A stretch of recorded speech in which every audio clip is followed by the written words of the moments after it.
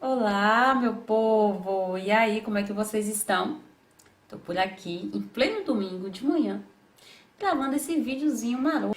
Então vamos lá, né? Voltando aqui ao assunto, só pra gente descontrair aí. Vamos falar sobre antipertensivos. No vídeo passado eu falei sobre a hipertensão, a fisiologia, a anatomia, né? Fiz uma pequena revisão de 38 minutos. Quase o período que a gente fica na sala, né?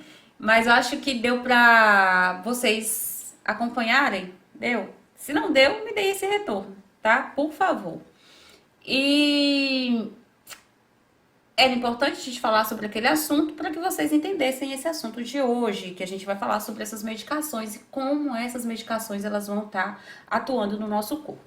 Tá? Então, quando a gente fala sobre esses antipertensivos, eu estou falando de medicamentos que vão fazer o controle dos níveis pressóricos no nosso corpo, certo? Então, a pessoa foi diagnosticada como hipertensa, ela precisa tomar o antihipertensivo por toda a vida, porque é medicamento de tratamento, não é medicamento para a cura daquela doença, certo? Então, a gente vê muito caso, assim, principalmente no hospital. O paciente, ele foi internado, tem esse histórico lá no prontuário, já tem o histórico falando que esse é um paciente hipertenso. Quando a gente vai fazer a entrevista, né, o exame físico lá com o paciente, vai fazer a anamnese, a gente pergunta, o senhor é hipertenso? O senhor tem pressão alta? Ele fala assim, não, minha filha, eu tenho não.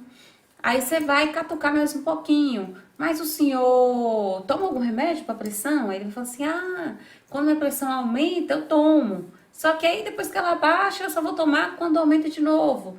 Então, provavelmente esse é um paciente hipertenso que não aceita, muitas vezes eles não aceitam, ou por uma questão mesmo de uma orientação, eles acabam tomando o remédio de forma inadequada, acham que só deve tomar quando a pressão está alterada, está aumentada, mesmo já ouvindo o médico falar durante as consultas, né? Então, muitos mantêm esse tratamento inadequado. E aí, espera a pressão aumentar para tomar medicação. Isso é um uso totalmente errado, tá? Então, a gente tem que lembrar para esse paciente que antihipertensivo é medicamento de uso contínuo. Não tem que esperar a pressão aumentar para poder fazer o uso, não. Então, tem que tomar essa medicação todos os dias. Então, muitos tomam de forma errada e isso acaba gerando complicações muito graves lá na frente, certo?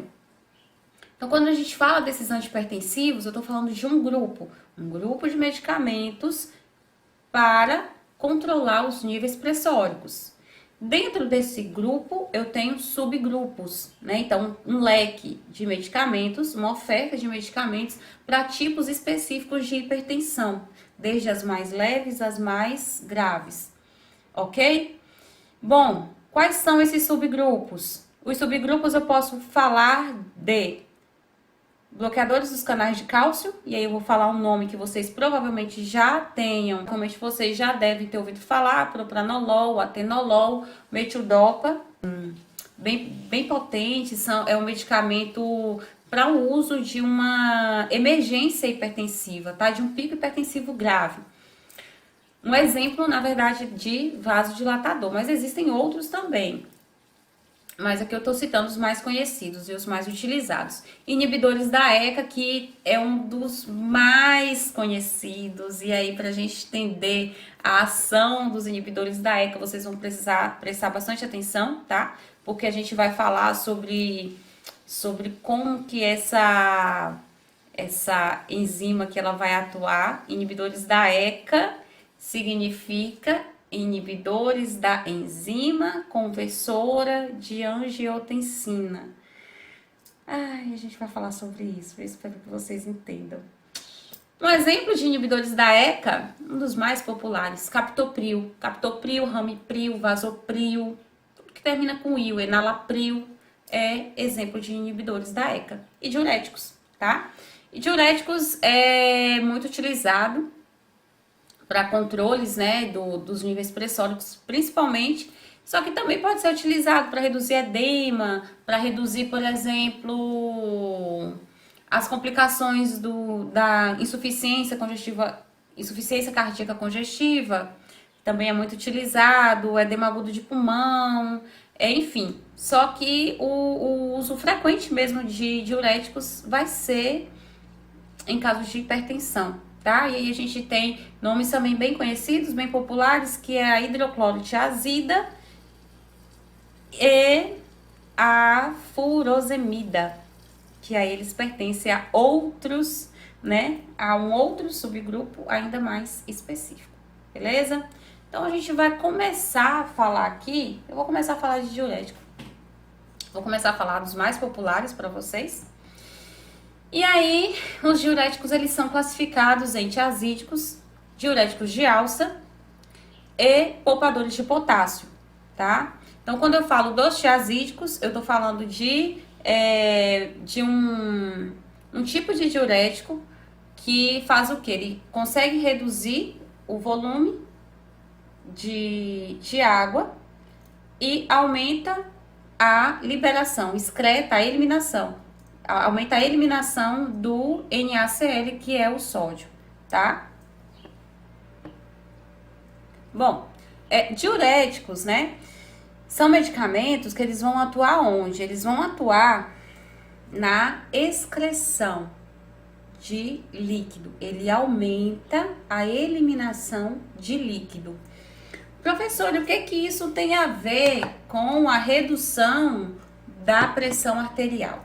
Lembra que eu falei para vocês na aula passada que nós temos um vaso e muito volume querendo passar nesse vaso, volume de sangue. Então aqui tem sangue e aqui você tem um vaso, tá? Esse volume aumentado de sangue para passar nesse vaso com tamanho estreito, aquilo que eu falei no vídeo passado. Então, esse aumento de volume é o que caracteriza a pressão arterial elevada. O que o diurético vai fazer? O diurético vai atuar nesse volume de sangue. Ele vai aumentar a eliminação desse volume, então, ele aumenta a eliminação desse volume, automaticamente ele reduz a pressão, porque você reduz o volume de sangue e reduz também a pressão que esse volume faria no vaso, certo? O que eu quero chamar a atenção de vocês? É que quando existe essa eliminação de líquido, não é o líquido sozinho, é o líquido com sódio. Lembra que eu falei para vocês do efeito do sódio? O sódio, que é a mesma coisa do sal, o que ele vai fazer? Aqui você tem uma partícula de sódio e aqui do lado você tem a água, moléculas de água. O sódio, gente, ele atrai muita água para perto dele. E isso aqui vai ficar tudo inchado aqui, porque ele vai atraindo essa quantidade de água. O que os diuréticos tiazídicos fazem? Se a causa do aumento do volume de água é o sódio, então vamos fazer o seguinte, vamos mandar ele embora? Então, elimina esse sódio, joga esse sódio para fora. Só que junto com o sódio vai a água. Automaticamente você reduz o volume de líquido no corpo e também reduz a pressão. Então, deu para entender como é que esse primeiro efeito da redução da pressão arterial? Através da eliminação do sódio com a água, diminui o volume, reduz níveis pressóricos, certo? Então, esse é o efeito do diurético no corpo. Bom, em específico, falando aqui do primeiro tipo de diurético, eu quero lembrar, né, eu quero falar com vocês sobre os tiazídicos. Os tiazídicos, eles têm esse efeito de diminuir o volume e de excretar o sódio também. Então, ele manda o sódio embora, manda o volume de água também, de líquido, embora do corpo. Reduz a pressão arterial. Qual é o grande problema dos tiazídicos? É que os tiazídicos, eles mandam embora o sódio, só que eles mandam embora também potássio e magnésio e bicarbonato. Professor, isso é ruim? Sim, é muito ruim. Então, se a pessoa já tem uma tendência para um desequilíbrio hidroeletrolítico, o tiazídico, ele vai ser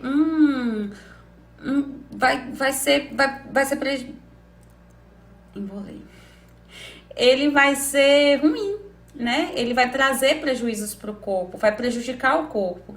Então, nesse caso, a gente precisa pensar que nem todo mundo pode tomar um tiazídico. Então, exemplo, paciente com insuficiência renal aguda ou crônica é um tipo de paciente com contraindicação para tiazídico.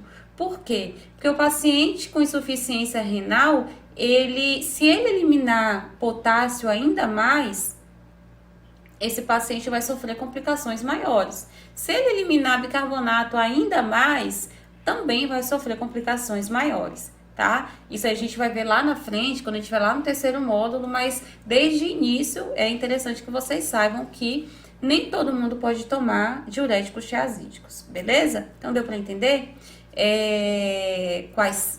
qual é a característica do tiazídico? Então, exemplo do tiazídico, hidroclorotiazida, tá?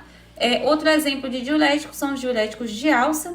Diuréticos de alça, ele é muito potente, muito potente. Ele tem uma ação muito mais rápida do que os tiazídicos, porque a absorção dele é rápida.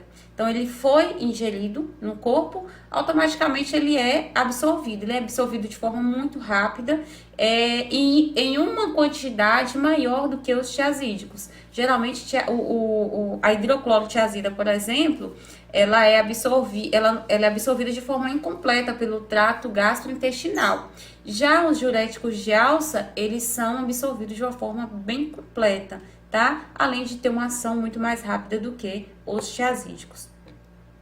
Uma outra vantagem é que os diuréticos de alça, né, no caso a furosemida, ela consegue poupar, ela consegue reduzir a excreção do potássio, do magnésio, do bicarbonato.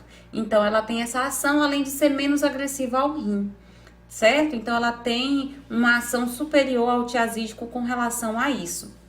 O que também acaba tornando a furosemida um tipo de diurético de uma forma bem eficaz para pacientes, inclusive pacientes que tenham insuficiência renal crônica ou aguda, tá? Bom, mesmo tendo esses efeitos positivos, né, os diuréticos de alça, eu falei que eles conseguem poupar mais, né, o potássio. Só que mesmo assim existe sim excreção de potássio no caso do uso da furosemida. Mas existem diuréticos que são específicos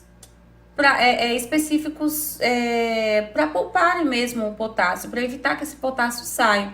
E o nome desse tipo de diurético se chama justamente poupadores de potássio, tá? Então, os poupadores de potássio, eles conseguem excretar o NaCl sem eliminar potássio, é como se fizesse uma troca, tá? Ele reduz a excreção, praticamente não tem excreção de potássio, mas aí ele consegue mandar embora mesmo o NaCl, automaticamente o volume de líquido, e quando se manda o volume de líquido embora, você também tem redução de pressão, tá? Então, os poupadores de potássio, eles conseguem fazer isso aí, mandar sódio embora, mandar o excesso de líquido embora e guardar o potássio. Então, se chamam poupadores de potássio.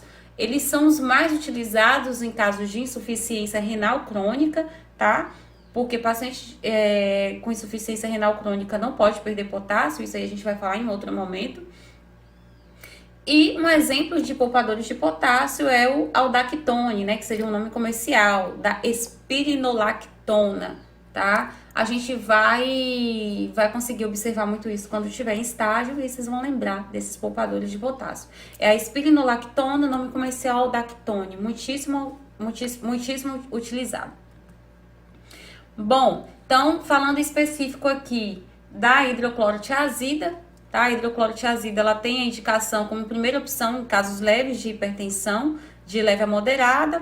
A referência da hidroclorotiazida é a clorana. A apresentação são comprimidos de 25 miligramas e 50 miligramas. O mecanismo de ação é aquele que eu expliquei. Ele reduz o volume de líquido no corpo, automaticamente reduz a resistência vascular. O que é essa resistência vascular? É quando você tem um excesso de líquido, um excesso de líquido no sangue, querendo passar por um espaço reduzido do vaso e automaticamente ele vai passar com a pressão elevada. Quando ele passa com essa pressão elevada, daí eu chamo de resistência, tá? Resistência vascular.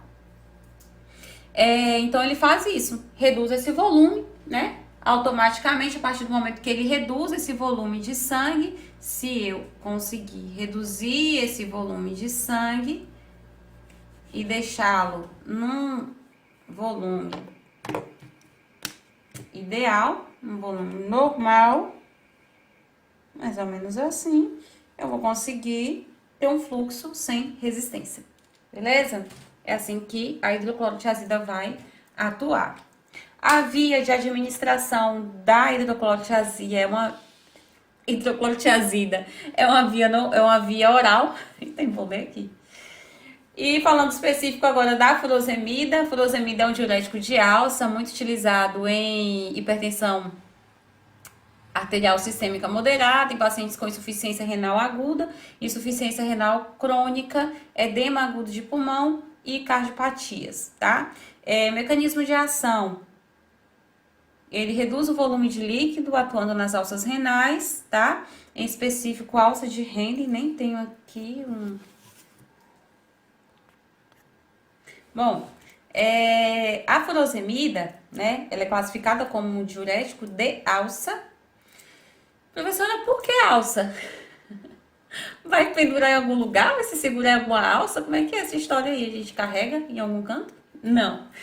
Alça, gente, por quê? Aí a gente vai ter que relembrar mais uma vez, né? Anatomia. Nesse caso, anatomia renal, tá? Anatomia do néfron. A gente relembra essa anatomia e o nome se dá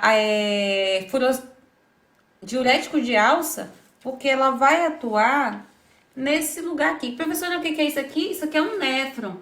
Partidinho no meio, por dentro dele ele tem essa estrutura, tá?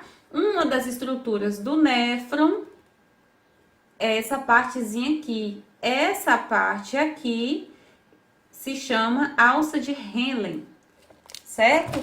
E é exatamente na alça de Henle que a furosemida, que é um diurético de alça, ela vai atuar, tá? Por que que ela atua justamente aqui? Porque é aqui que ela vai conseguir eliminar automaticamente reduz volume de sangue, e reduzindo o volume de sangue é aquele processo que eu expliquei para vocês que consegue reduzir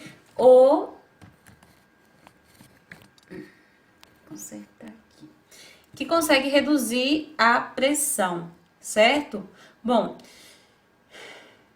a apresentação são comprimidos de 40 miligramas, ampolas, né? A furosemida ela tem essa opção de ser injetável, muito utilizada em caso de pico hipertensivo, quando você tem um paciente numa emergência hipertensiva, a furosemida, ela é muito utilizada em outras condições também, tá? Por exemplo, o edema agudo de pulmão é muito utilizado, principalmente o injetável, em caso de insuficiência cardíaca congestiva também, tudo que está relacionado a um acúmulo de sangue, principalmente se for um caso de emergência, por exemplo, a furosemida ela é uma excelente opção, porque ela estimula essa eliminação de líquido e de forma bem rápida, de forma bem potente, tá? Então, a apresentação, comprimidos de 40 miligramas, ampolas de 10 miligramas por ml, e cada ampola tem 2 ml. Via, pode ser via oral e parenteral. A referência, né? Então, quando a gente fala de uma referência comercial, como ela é comercializada, como ela é vendida, a referência dela é o Lasix. Então, vocês já ouviram falar. Tem muita gente que usa até para emagrecer, o que não é certo, né? Na verdade, não emagrece, a pessoa perde líquido e acha que emagreceu. Não é correto. Mas nesse mundo aí, tá?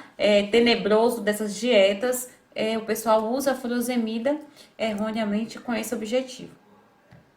Espironolactona é um outro exemplo de um diurético, daí já de outro subgrupo, né? Que aí seria a a espironolactona seria o tipo de diurético de poupadores de potássio, certo? Já é outra categoria de diurético. Bom, lembra que eu falei para vocês que eles conseguem eliminar todo aquele líquido e ele poupa mesmo. Ele faz tipo uma troca. Fica o sódio, desculpa, fica o potássio e vai embora o sódio. Por que tem que ir embora o sódio? Porque é o sódio que traz a água para perto dele, aumenta o volume de líquido e aumenta a pressão, tá? Então, o poupador de potássio ele é muito indicado principalmente em idosos e obesos. Eu quero chamar essa atenção para idosos, por quê? Porque os idosos eles têm uma vulnerabilidade maior para desenvolver um desequilíbrio hidroeletrolítico. Então, quanto mais potássio a gente conseguir preservar para o idoso, então é uma vantagem maior, certo? Então, por isso que ele é um diurético de escolha específico para essa faixa etária. Referência ao Dactone, como eu falei, né? Um pouco antes, mecanismo de ação, ele consegue reduzir o volume de líquido, joga fora bastante sódio, sem eliminar o potássio. Ele é poupador mesmo de potássio, tá? Também utilizado na insuficiência renal crônica, né? Como eu falei antes. A via específica oral, tá? Via oral. Beleza? Então, expliquei sobre diuréticos e agora a gente vai falar sobre um outro subgrupo de antihipertensivos. E agora a gente vai falar sobre os simpatolíticos. Simpaticolíticos. Sobre os simpaticolíticos agora, tá? Bom, vamos falar agora então sobre os simpaticolíticos. São simpáticos, será? Ai, gente, não. Eles atuam no sistema nervoso simpático. Lembra disso? Lá de anatomia, fisiologia? Não vou voltar muito não, só vou citar aqui algo que talvez fique mais fácil de vocês relacionarem, né? Assimilarem. Então, quando a gente fala sobre o sistema nervoso simpático, é tudo aquilo que dá um start no nosso corpo para aumentar algo. Aumenta a frequência cardíaca, a frequência respiratória, pressão, tá? Então, ele consegue inibir esse sistema simpático e automaticamente ele acaba reduzindo algumas atividades. Dentre essas atividades, tá? Eu vou citar em específico a pressão, certo? Ele consegue reduzir a frequência cardíaca. Quando ele reduz a frequência cardíaca, isso vai refletir lá na pressão arterial, então acaba se tendo uma redução, tá? Do débito cardíaco e automaticamente da pressão arterial. Beleza? Então, ele tem essa atuação bem específica no sistema nervoso simpático, tá? Lembrando, o sistema nervoso simpático, ele vai atuar em tudo aquilo que aumenta. Beleza? Então, eu tive um estímulo, tomei um susto, meu coração ficou bem rapidão. Ele ativou esse sistema nervoso simpático. Um exemplo. Sabe quando você tem uma sensação de que tá em perigo? Tá ali andando, aí você tem a sensação que tem alguém ali atrás de você, o coração começa a disparar, e aí você pega um carreirão, ou então, o ônibus tá chegando. Meu cérebro me dá aquele start ali na hora para eu poder correr atrás daquele ônibus.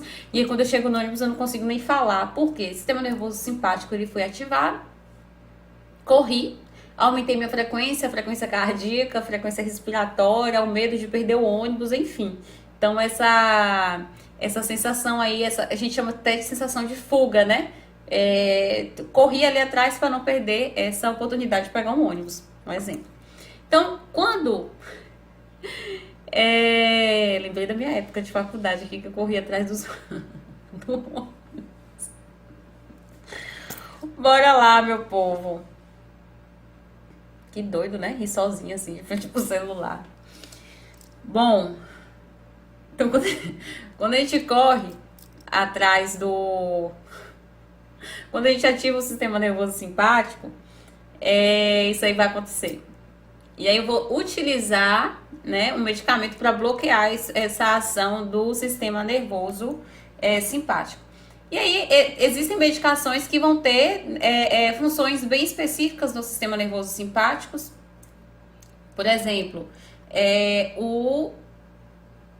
eu vou ter medicações que vão atuar como inibidores do sistema nervoso simpático central, tá? Então, quando ele faz essa atuação de forma mais central, automaticamente a gente vai ter uma série de efeitos adversos também um pouco mais ampla, tá? Existem inibidores, beta-bloqueadores, que eles terão uma ação específica em receptores alfa, tá? Então, medicamentos que têm efeitos mais específicos em receptores alfa, né? A gente chama de alfa-bloqueadores. Então, eles conseguem apenas reduzir ali aquela resistência vascular de forma bem específica, certo? E existem os agentes que vão conseguir bloquear os receptores alfa e beta, de modo que tenha alguma insuficiência respiratória, alguma doença respiratória, e isso atingir os bloqueadores alfa, então existe uma contraindicação para isso. Então, geralmente é um paciente que não pode tomar esses medicamentos que vão fazer um bloqueio dos receptores alfa, tá? Então, e existem os beta bloqueadores, que são mais específicos. Então, eles vão conseguir bloquear apenas onde tem receptores beta, tá? Que vai ser específico, uma ação mais específica do sistema cardiovascular, beleza? Bom, a ação desses medicamentos, desses simpatolíticos, são ações, né, que vai conseguir reduzir a frequência cardíaca, ele vai conseguir inibir a ação desses receptores e automaticamente ele vai conseguir readaptar o tamanho do vaso. Ele faz esse estímulo para que o vaso consiga aumentar esse tamanho, ele consegue se remoldar ao volume e automaticamente você consegue manter um controle da pressão arterial, tá? Geralmente ele é associado com diurético, e aí você consegue reduzir o volume de sangue que vai passar, você consegue fazer essa remoldura do vaso e ter um espaço bem mais confortável para a pressão arterial passar sem uma resistência vascular, beleza? Bom, a atuação desses medicamentos é basicamente essa, né? Porque ele consegue ele reduz frequência cardíaca, ele também consegue reduzir o débito cardíaco, ou seja, aquele volume de sangue que sai do coração vai ser um volume mais reduzido, então automaticamente isso vai refletir lá na pressão, que também vai diminuir a pressão arterial, ok? Bom, exemplo desses simpatolíticos, tá? Simpaticolíticos. Exemplo desses simpaticolíticos, a gente tem a clonidina, que é um exemplo de simpaticolítico que atua no sistema nervoso simpático central, de ação central. Os alfa-bloqueadores, exemplo de alfa-bloqueadores, a prazosina, tá? Que é muito utilizado em casos de pacientes com uma pressão arterial já mais elevada. Exemplo de bloqueadores de receptores alfa e beta, né? Que são os mistos. A gente tem o labetalol, e existem os beta bloqueadores, que eles têm essa ação mais específica em receptores, né? Em receptores beta, que a gente chama de beta bloqueadores, que é o propranolol, o atenolol, metildol, são do débito cardíaco, essa ação inicial, e ele também consegue reduzir a secreção de renina, isso aí a gente vai falar lá na frente, e faz uma readaptação dos baroreceptores, que são aqueles receptores que fazem a vasodilatação, que eu falei muito no vídeo passado. Então, uma explicação, né, um pouco mais específica para beta bloqueadores é basicamente isso aqui. O que que eles vão fazer? Toda vez que eu falar para vocês de débito cardíaco, eu tô querendo me referir à quantidade de sangue que vai sair do coração. Lembra que eu falei o sangue, ele chega pelo lado direito e sai pelo lado esquerdo, depois que ele pega o oxigênio lá do pulmão. Pegou o oxigênio do pulmão e está saindo do coração, essa quantidade de sangue que sai do coração, eu vou chamar de débito cardíaco. É o volume de sangue que sai do coração, tá? Então, o que que o beta-bloqueador ele vai fazer? O beta-bloqueador, ele vai conseguir diminuir a quantidade de sangue que vai sair do coração.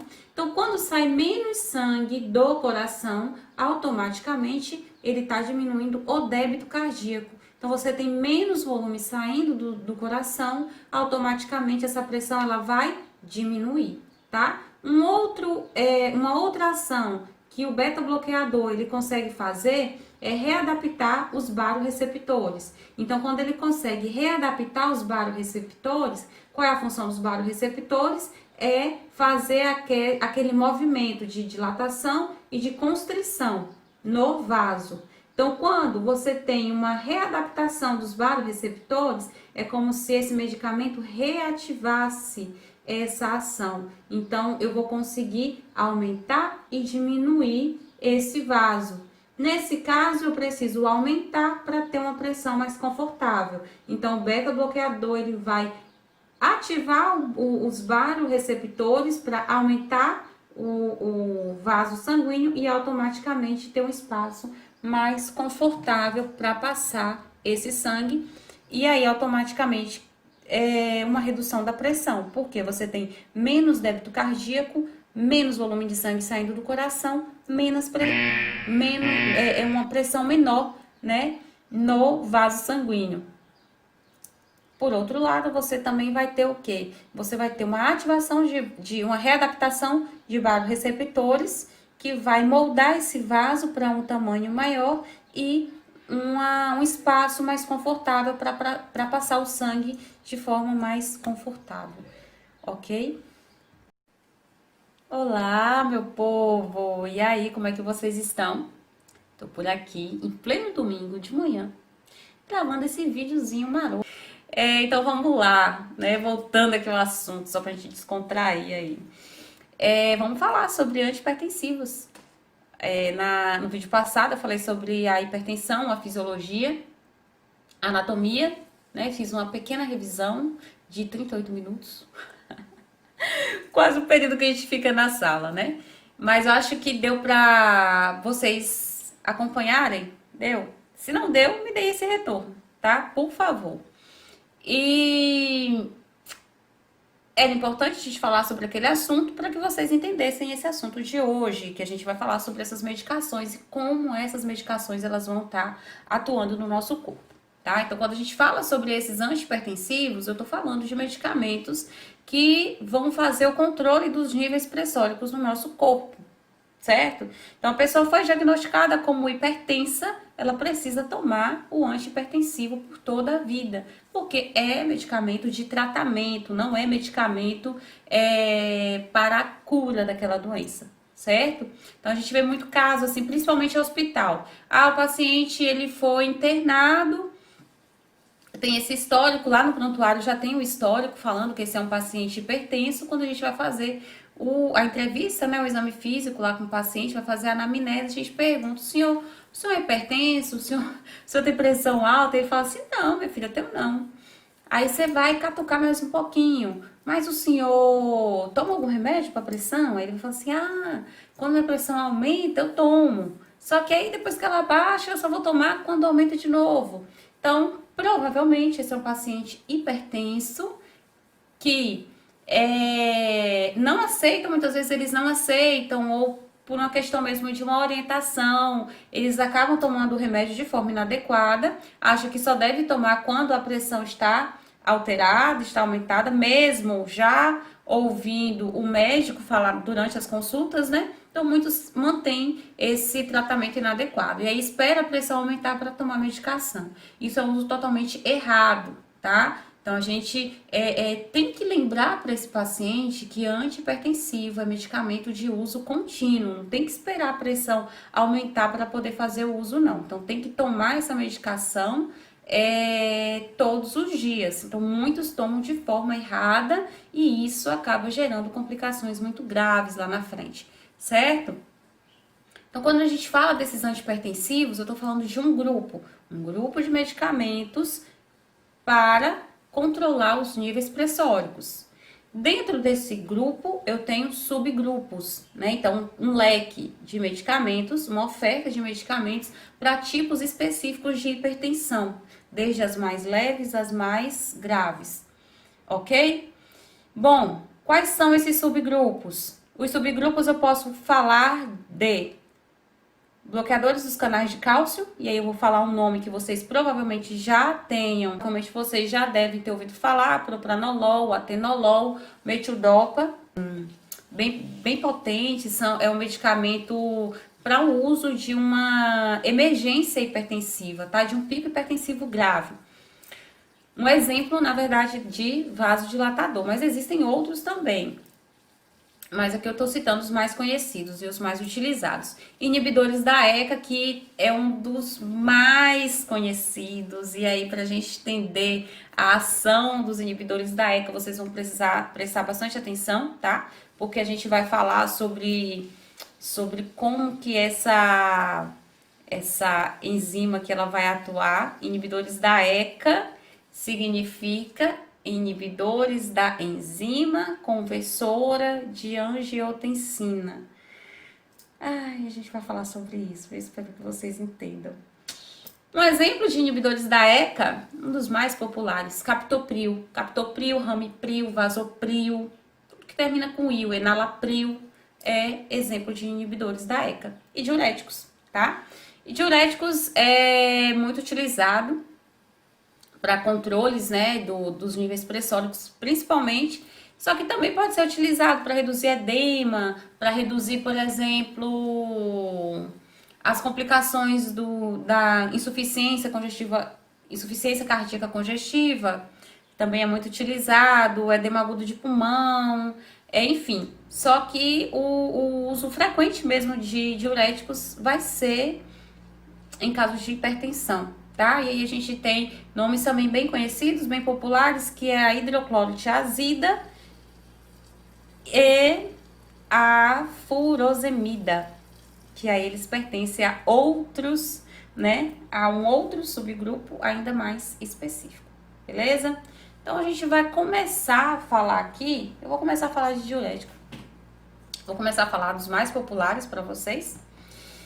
E aí, os diuréticos, eles são classificados em tiazídicos, diuréticos de alça e poupadores de potássio, tá? Então, quando eu falo dos tiazídicos, eu tô falando de um tipo de diurético que faz o quê? Ele consegue reduzir o volume de água e aumenta a liberação, excreta a eliminação. Aumenta a eliminação do NaCl, que é o sódio, tá? Bom, diuréticos, né? São medicamentos que eles vão atuar onde? Eles vão atuar na excreção de líquido. Ele aumenta a eliminação de líquido. Professor, o que isso tem a ver com a redução da pressão arterial? Lembra que eu falei para vocês na aula passada que nós temos um vaso e muito volume querendo passar nesse vaso, volume de sangue. Então, aqui tem sangue e aqui você tem um vaso, tá? Esse volume aumentado de sangue para passar nesse vaso com tamanho estreito, aquilo que eu falei no vídeo passado. Então, esse aumento de volume é o que caracteriza a pressão arterial elevada. que o diurético vai fazer? O diurético vai atuar nesse volume de sangue. Ele vai aumentar a eliminação desse volume. Então, ele aumenta a eliminação desse volume, automaticamente ele reduz a pressão, porque você reduz o volume de sangue e reduz também a pressão que esse volume faria no vaso, certo? O que eu quero chamar a atenção de vocês? É que quando existe essa eliminação de líquido, não é o líquido sozinho, é o líquido com sódio. Lembra que eu falei para vocês do efeito do sódio? O sódio, que é a mesma coisa do sal, o que ele vai fazer? Aqui você tem uma partícula de sódio e aqui do lado você tem a água, moléculas de água. O sódio, gente, ele atrai muita água para perto dele. E isso aqui vai ficar tudo inchado aqui, porque ele vai atraindo essa quantidade de água. O que os diuréticos tiazídicos fazem? Se a causa do aumento do volume de água é o sódio, então vamos fazer o seguinte, vamos mandar ele embora? Então, elimina esse sódio, joga esse sódio para fora. Só que junto com o sódio vai a água. Automaticamente você reduz o volume de líquido no corpo e também reduz a pressão. Então, deu para entender como é que esse primeiro efeito da redução da pressão arterial, através da eliminação do sódio com a água, diminui volume, reduz níveis pressóricos, certo? Então, esse é o efeito do diurético no corpo. Bom, em específico, falando aqui do primeiro tipo de diurético, eu quero lembrar, né, eu quero falar com vocês sobre os tiazídicos. Os tiazídicos, eles têm esse efeito de diminuir o volume e de excretar o sódio também. Então, ele manda o sódio embora, manda o volume de água também, de líquido, embora do corpo. Reduz a pressão arterial. Qual é o grande problema dos tiazídicos? É que os tiazídicos, eles mandam embora o sódio, só que eles mandam embora também potássio e magnésio e bicarbonato. Professora, isso é ruim? Sim, é muito ruim. Então, se a pessoa já tem uma tendência para um desequilíbrio hidroeletrolítico, o tiazídico, ele vai ser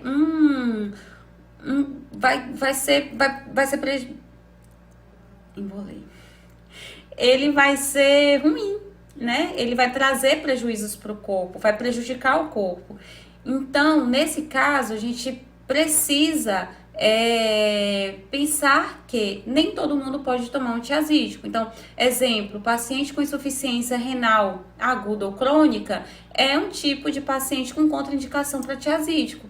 Por quê? Porque o paciente com insuficiência renal, se ele eliminar potássio ainda mais, esse paciente vai sofrer complicações maiores. Se ele eliminar bicarbonato ainda mais, também vai sofrer complicações maiores, tá? Isso a gente vai ver lá na frente, quando a gente vai lá no terceiro módulo, mas desde o início é interessante que vocês saibam que nem todo mundo pode tomar diuréticos tiazídicos, beleza? Então deu para entender? Qual é a característica do tiazídico? Então, exemplo do tiazídico, hidroclorotiazida, tá? Outro exemplo de diurético são os diuréticos de alça.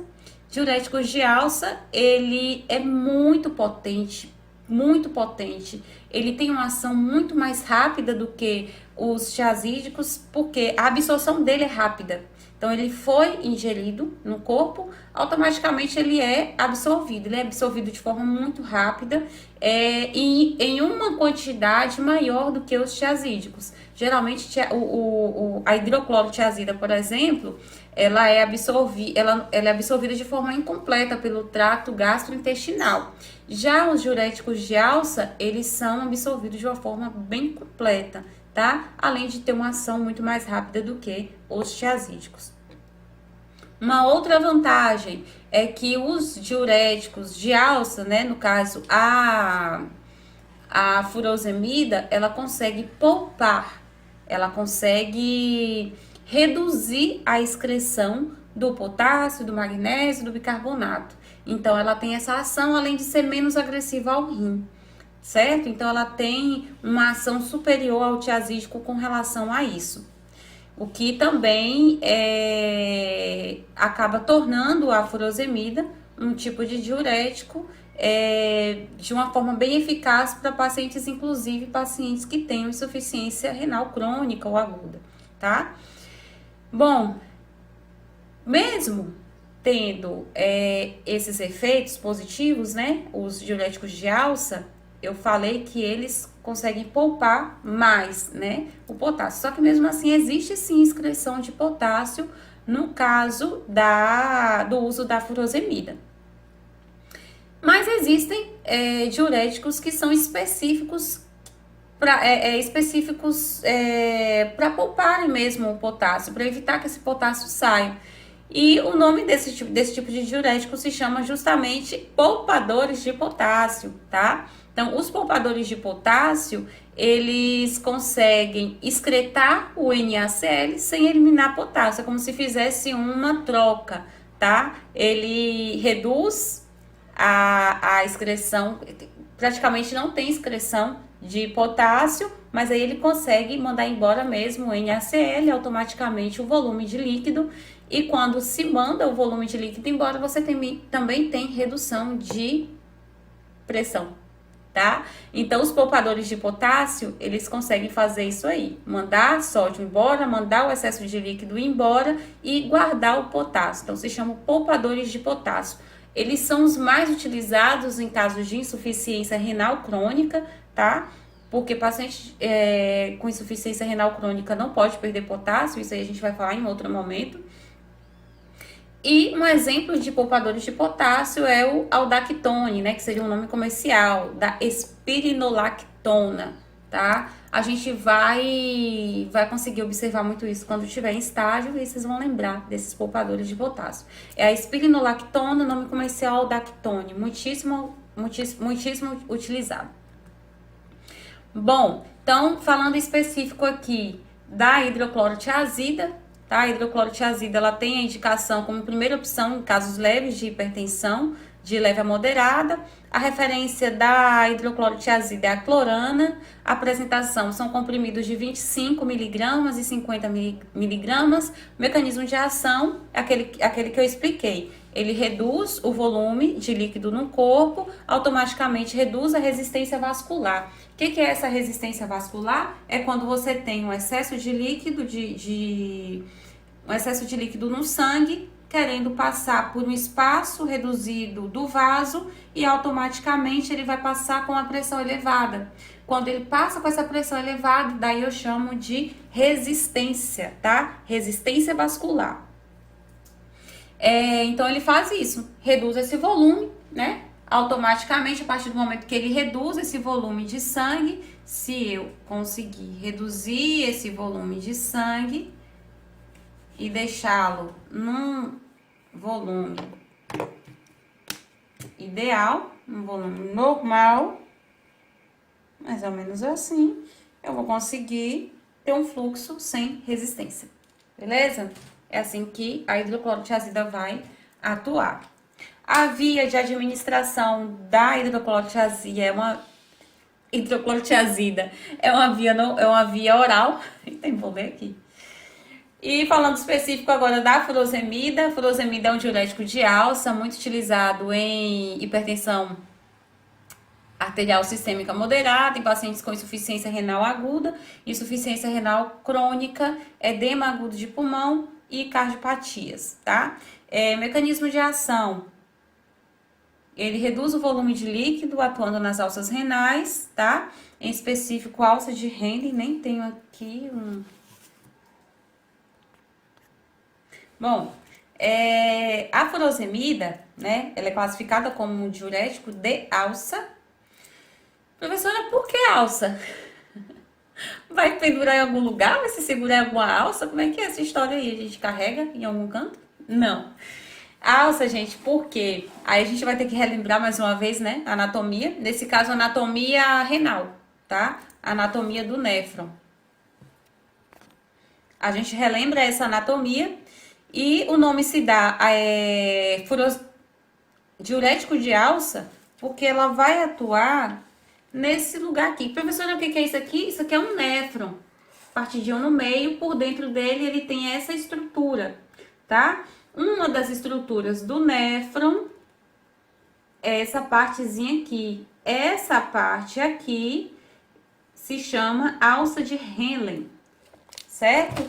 E é exatamente na alça de Henle que a furosemida, que é um diurético de alça, ela vai atuar, tá? Por que que ela atua justamente aqui? Porque é aqui que ela vai conseguir eliminar essa automaticamente reduz volume de sangue, e reduzindo o volume de sangue é aquele processo que eu expliquei para vocês que consegue reduzir o consertar aqui, que consegue reduzir a pressão, certo? Bom, a apresentação são comprimidos de 40 miligramas, ampolas, né? A furosemida ela tem essa opção de ser injetável, muito utilizada em caso de pico hipertensivo, quando você tem um paciente numa emergência hipertensiva, a furosemida, ela é muito utilizada em outras condições também, tá? Por exemplo, o edema agudo de pulmão é muito utilizado, principalmente o injetável, em casos de insuficiência cardíaca congestiva também, tudo que está relacionado a um acúmulo de sangue, principalmente se for um caso de emergência, por exemplo, a furosemida ela é uma excelente opção, porque ela estimula essa eliminação de líquido de forma bem rápida, de forma bem potente, tá? Então, a apresentação, comprimidos de 40 miligramas, ampolas de 10 miligramas por ml, e cada ampola tem 2 ml. Via, pode ser via oral e parenteral. A referência, né? Então, quando a gente fala de uma referência comercial, como ela é comercializada, como ela é vendida, a referência dela é o Lasix. Então, vocês já ouviram falar. Tem muita gente que usa até para emagrecer, o que não é certo, né? Na verdade, não emagrece, a pessoa perde líquido e acha que emagreceu, não é correto. Mas nesse mundo aí, tá? Tenebroso dessas dietas, o pessoal usa a furosemida erroneamente com esse objetivo. Espironolactona é um outro exemplo de um diurético, daí já de outro subgrupo, né? Que aí seria a espironolactona seria o tipo de diurético de poupadores de potássio, certo? Já é outra categoria de diurético. Bom, lembra que eu falei para vocês que eles conseguem eliminar todo aquele líquido e ele poupa mesmo. Ele faz tipo uma troca. Fica o potássio e vai embora o sódio. Por que tem que ir embora o sódio? Porque é o sódio que traz a água para perto dele, aumenta o volume de líquido e aumenta a pressão, tá? Então, o poupador de potássio ele é muito indicado principalmente em idosos e obesos. Eu quero chamar essa atenção para idosos, por quê? Porque os idosos eles têm uma vulnerabilidade maior para desenvolver um desequilíbrio hidroeletrolítico. Então, quanto mais potássio a gente conseguir preservar para o idoso, então é uma vantagem maior, certo? Então, por isso que ele é um diurético de escolha específico para essa faixa etária. Referência ao Dactone, como eu falei, né? Um pouco antes, mecanismo de ação, ele consegue reduzir o volume de líquido, joga fora bastante sódio sem eliminar o potássio. Ele é poupador mesmo de potássio, tá? Também utilizado na insuficiência renal crônica, né? Como eu falei antes. A via específica oral, tá? Via oral. Beleza? Então, expliquei sobre diuréticos e agora a gente vai falar sobre um outro subgrupo de antihipertensivos. E agora a gente vai falar sobre os simpatolíticos. Simpaticolíticos. Sobre os simpaticolíticos agora, tá? Bom, vamos falar agora então sobre os simpaticolíticos. São simpáticos, será? Ai, gente, não. Eles atuam no sistema nervoso simpático. Lembra disso? Lá de anatomia, fisiologia? Não vou voltar muito não, só vou citar aqui algo que talvez fique mais fácil de vocês relacionarem, né, assimilarem. Então, quando a gente fala sobre o sistema nervoso simpático, é tudo aquilo que dá um start no nosso corpo para aumentar algo. Aumenta a frequência cardíaca, a frequência respiratória, pressão, tá? Então, ele consegue inibir esse sistema simpático e automaticamente ele acaba reduzindo algumas atividades. Dentre essas atividades, tá? Eu vou citar em específico a pressão, certo? Ele consegue reduzir a frequência cardíaca. Quando ele reduz a frequência cardíaca, isso vai refletir lá na pressão arterial, então acaba se tendo uma redução, tá? Do débito cardíaco e automaticamente da pressão arterial. Beleza? Então, ele tem essa atuação bem específica no sistema nervoso simpático, tá? Lembrando, o sistema nervoso simpático, ele vai atuar em tudo aquilo que aumenta. Beleza? Então, eu tive um estímulo, tomei um susto, meu coração ficou bem rapidão. Ele ativou esse sistema nervoso simpático. Um exemplo. Sabe quando você tem uma sensação de que tá em perigo? Tá ali andando, aí você tem a sensação que tem alguém ali atrás de você, o coração começa a disparar, e aí você pega um carreirão, ou então, o ônibus tá chegando. Meu cérebro me dá aquele start ali na hora para eu poder correr e correr atrás daquele ônibus. E aí quando eu chego no ônibus eu não consigo nem falar. Por quê? O sistema nervoso simpático ele foi ativado. Corri, aumentei minha frequência, a frequência cardíaca, a frequência respiratória, o medo de perder o ônibus, enfim. Então essa sensação aí, a gente chama até de sensação de fuga, né? Corri ali atrás para não perder essa oportunidade de pegar um ônibus, um exemplo. Então, quando lembrei da minha época de faculdade aqui, que eu corria atrás dos do ônibus. Bora lá, meu povo. Que doido, né? Rir sozinha assim, de frente pro celular. Bom, então quando a gente corre atrás quando a gente ativa o sistema nervoso simpático, isso aí vai acontecer. E aí eu vou utilizar, né, um medicamento para bloquear essa ação do sistema nervoso simpático. E aí existem medicações que vão ter funções bem específicas no sistema nervoso simpático. Por exemplo, eu vou ter medicações que vão atuar como inibidores do sistema nervoso simpático central, tá? Então, quando ele faz essa atuação de forma mais central, automaticamente a gente vai ter uma série de efeitos adversos também um pouco mais ampla, tá? Existem inibidores, beta-bloqueadores, que eles terão uma ação específica em receptores alfa, tá? Então, medicamentos que têm efeitos mais específicos em receptores alfa, né? A gente chama de alfa-bloqueadores. Então, eles conseguem apenas reduzir ali aquela resistência vascular de forma bem específica, certo?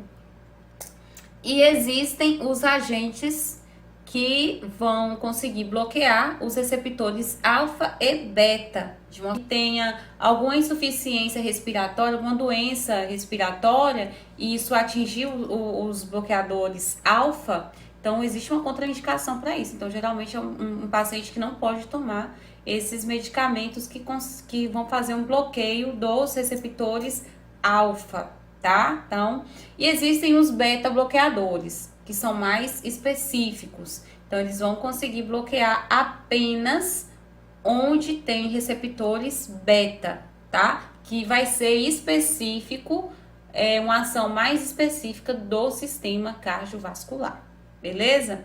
Bom,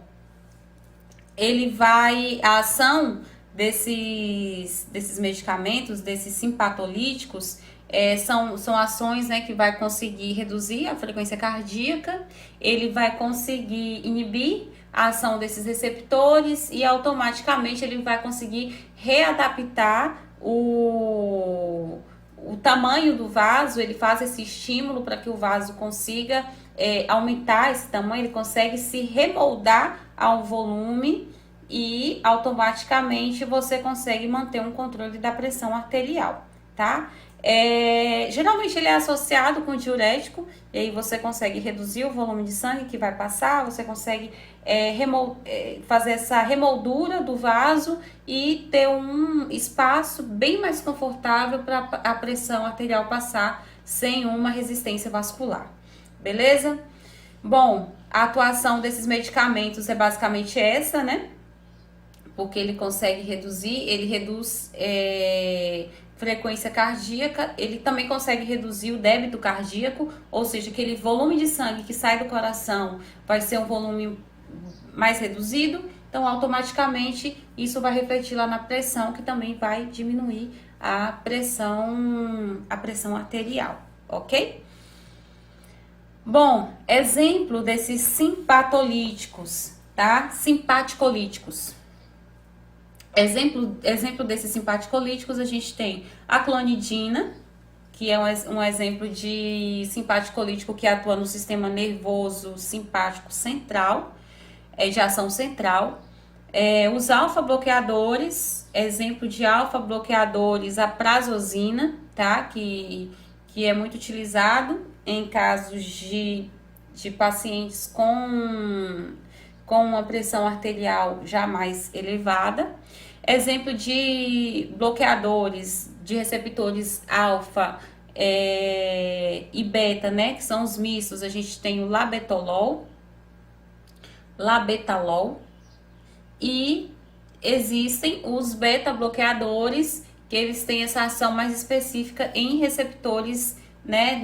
Em receptores beta, que a gente chama de beta bloqueadores, que é o propranolol, atenolol, metildol, são do débito cardíaco, essa ação inicial, e ele também consegue reduzir a secreção de renina, isso aí a gente vai falar lá na frente, e faz uma readaptação dos baroreceptores, que são aqueles receptores que fazem a vasodilatação, que eu falei muito no vídeo passado.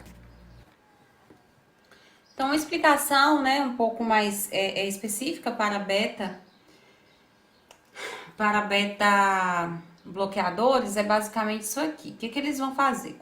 Toda vez que eu falar para vocês de débito cardíaco, eu tô querendo me referir à quantidade de sangue que vai sair do coração. Lembra que eu falei o sangue, ele chega pelo lado direito e sai pelo lado esquerdo, depois que ele pega o oxigênio lá do pulmão.